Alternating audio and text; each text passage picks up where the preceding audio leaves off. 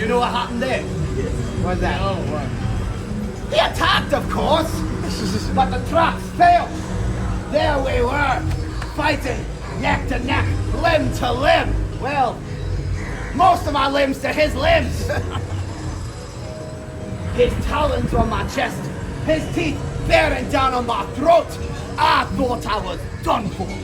When I did the only thing that a Viking could do. Help! And from high in the heavens, Thor appeared, and he sent down a mighty thunderbolt that crashed into the ground next to the bone napper.